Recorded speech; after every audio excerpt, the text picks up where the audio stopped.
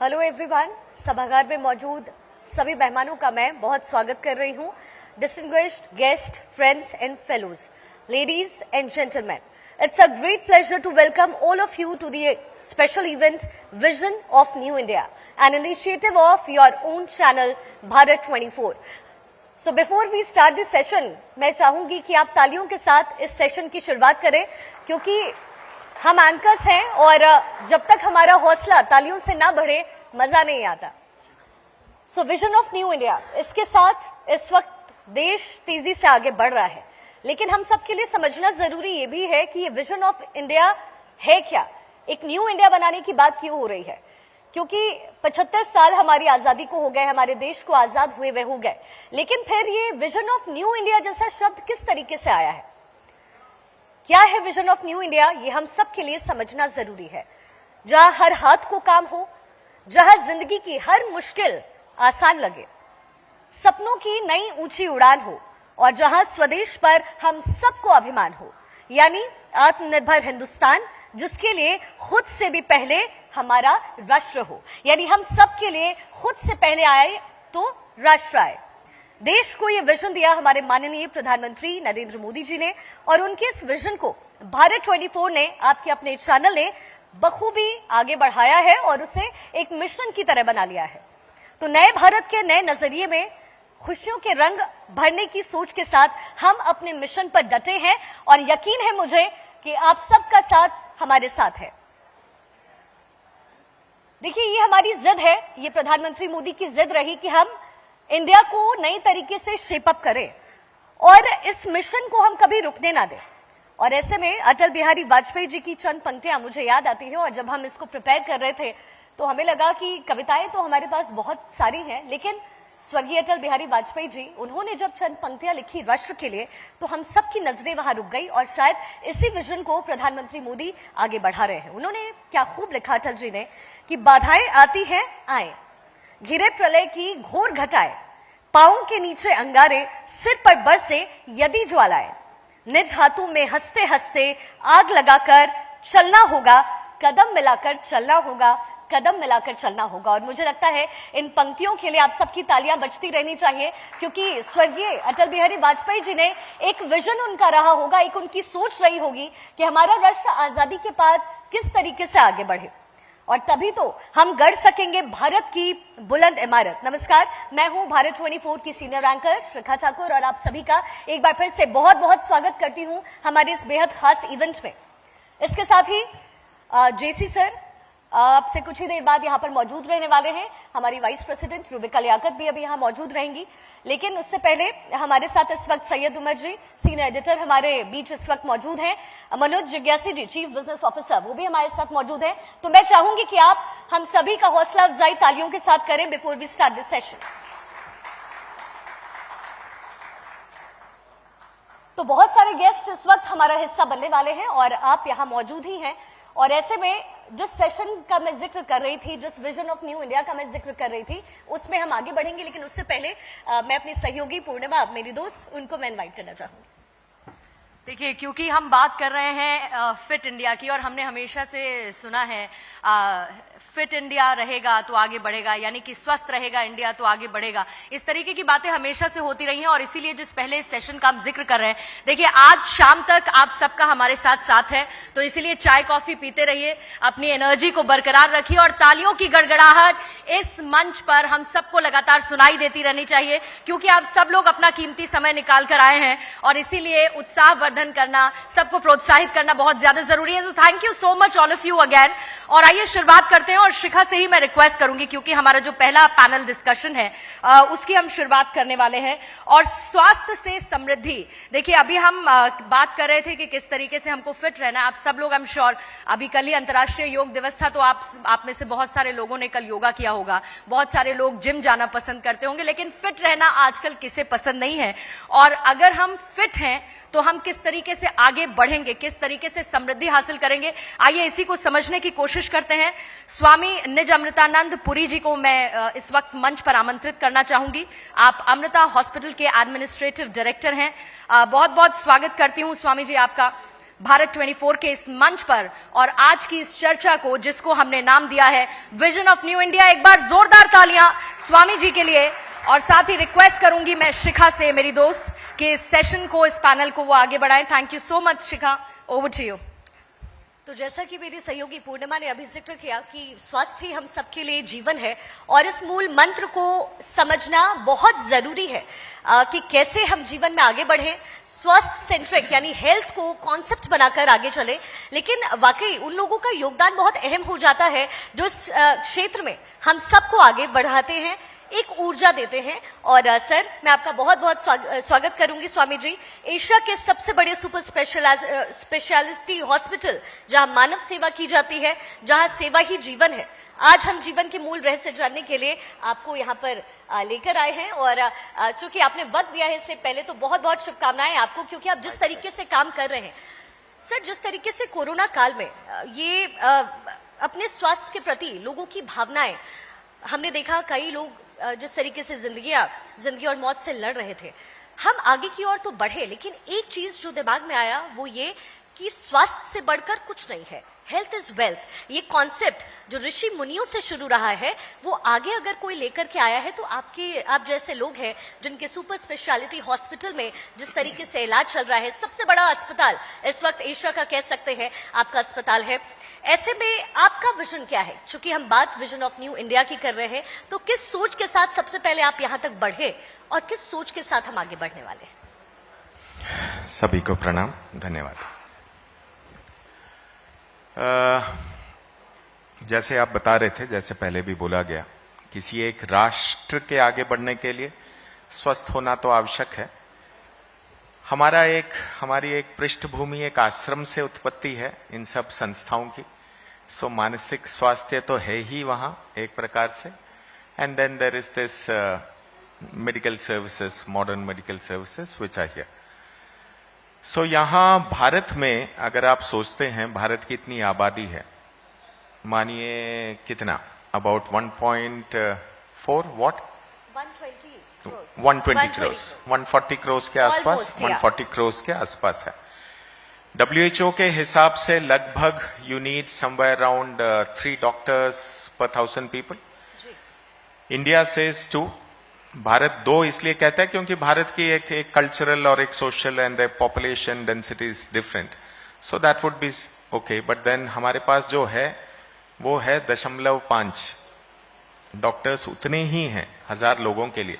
और लगभग 1 लाख लोगों में लगभग 120 लोग लगभग स्वास्थ्य सेवाओं के अभाव के कारण से उनकी मृत्यु भी होती है।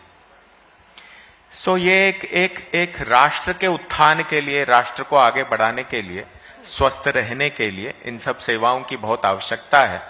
हमारी सोच इसमें से जरा भिन्न है, हमारा लोगों से सीधा संपर्क है। सो कभी कभार ये भी देखा है, आश्रम की सोच ये है कि जिस व्यक्ति को 80 साल तक जीना चाहिए, यदि वो किसी अभाव के कारण 40 साल में उसकी मृत्यु हो जाती है, then that is a societal responsibility. समाज का उत्तरदायित्व बनता है कि उसके लिए कुछ करे। तो उसी सोच से इन सब संस्थाओं की उत्पत्ति हुई है। और उसी सोच से, जैसे अभी डॉक्टर्सों की इतनी जरूरत है, हमारे यहाँ मेडिकल कॉलेज शुरू हो रहा है, अभी जुलाई में शुरू हो जाएगा।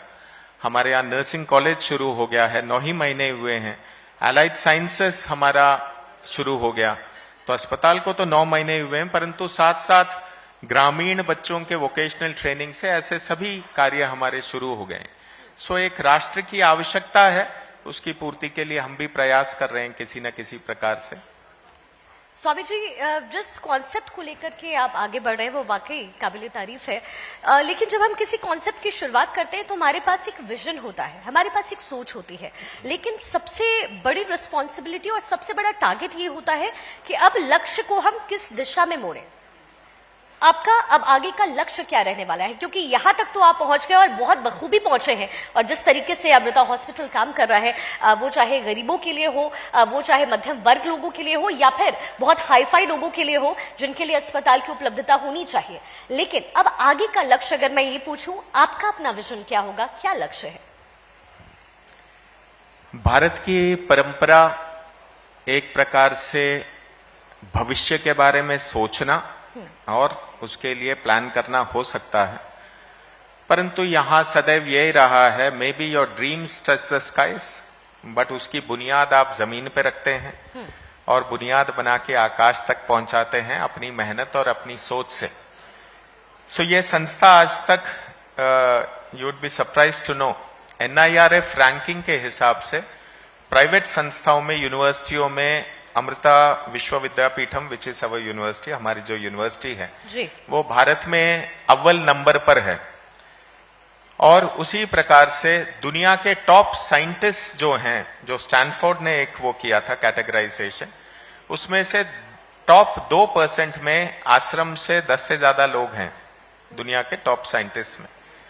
सो हमारे यहाँ सोच तो, विजन तो है कि भारत की जरूरत है, आगे कैसे बढ़ना है, और उसके लिए क्या we take one day at a time, एक एक दिन जो हमें करना है, जिस प्रकार से ले जाना है, हम अपनी ओर से भरसक प्रयास करते हैं एंड धीरे धीरे धीरे एक एक कदम रखते हुए गंतव्य तक पहुंचते भी हैं। Swami ji, since we were talking backstage also, and the most important thing जिसने मेरा ध्यान खींचा वो आपकी ये बात थी कि I am a spontaneous person.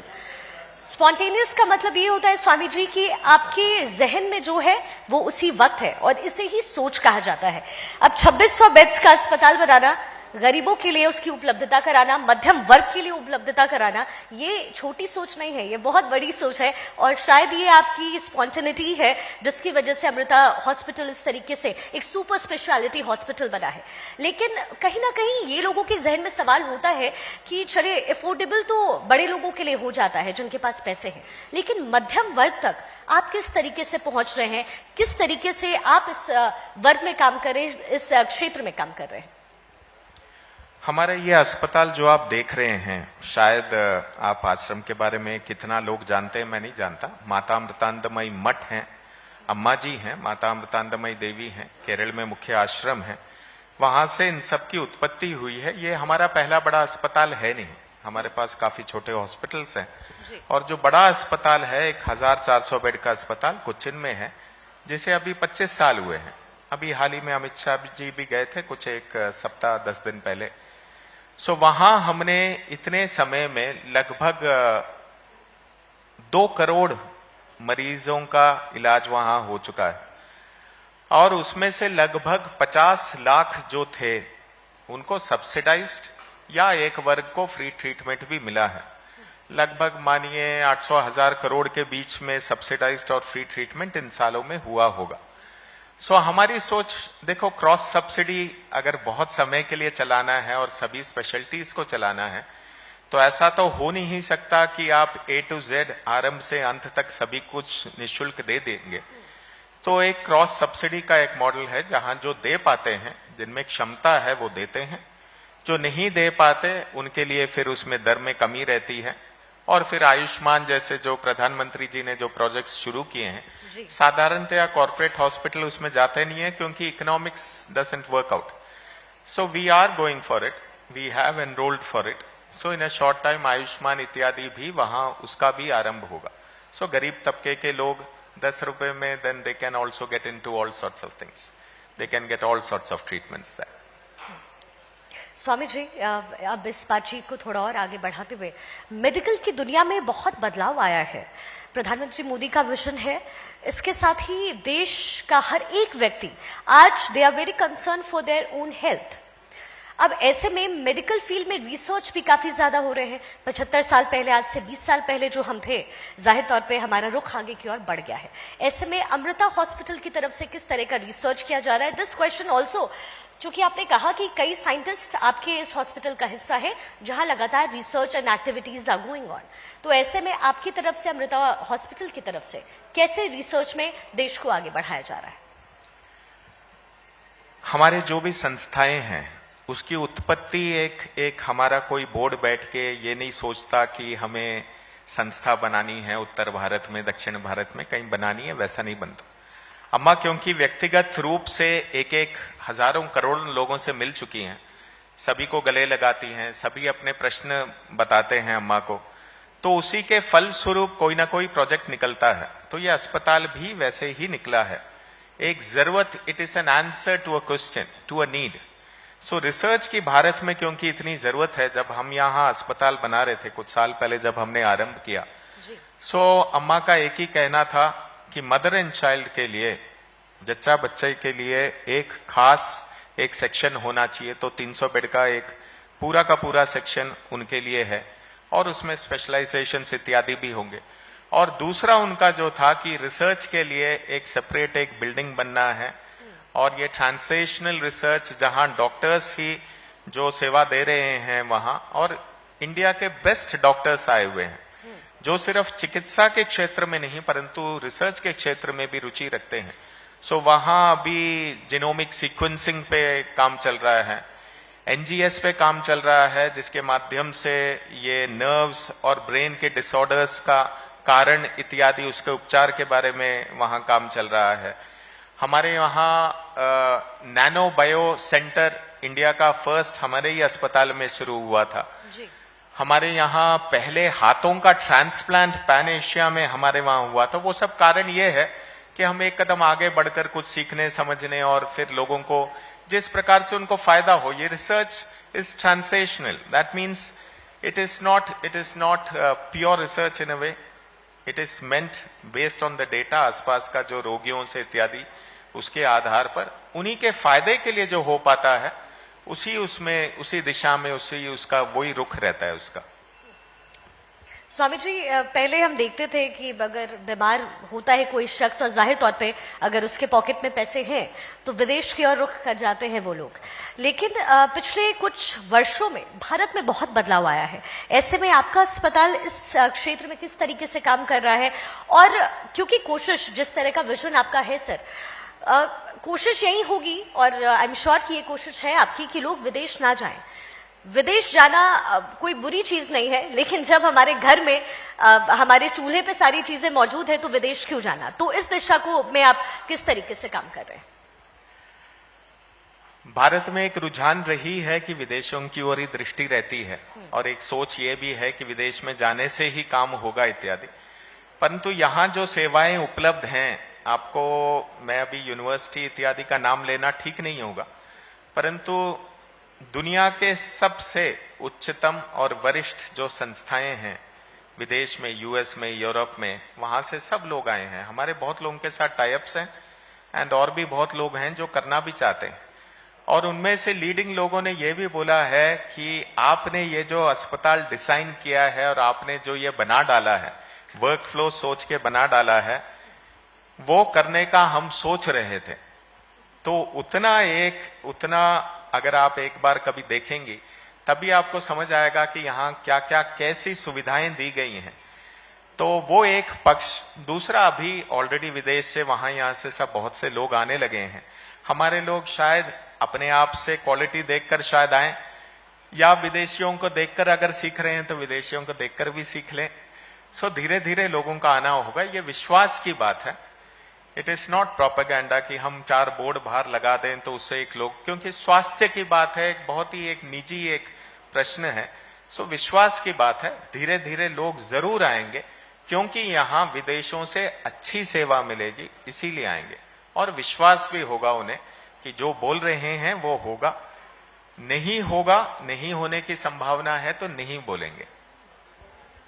Sir, चूंकि इतना बड़ा अस्पताल है आपका, और मुझे लगता है कि ये क्वेश्चन मैं अपने लिए भी पर्सनली पूछना चाहती हूँ, जब भी कोई इलाज के लिए अस्पताल पहुंचता है तो उसे एक डर रहता है कि मेरा इलाज तो पांव का होना है, क्या ऐसा तो नहीं होगा कि एमआरआई करा दिया जाएगा? क्योंकि एक अस्पताल है, अस्पताल एक नॉर्मल सोच होती है लोगों की कि वो खर्चा तो ज्यादा ही करवाएंगे, जो बीमारी है उसके ऊपर भी वो करवाएंगे। ये मैं अपने दर्शकों के लिए आपसे सवाल पूछ रही हूँ जो अमृता स्पेशलिटी हॉस्पिटल जाए तो उनके दिमाग में क्या हो जब वो आपके अस्पताल पहुंचे?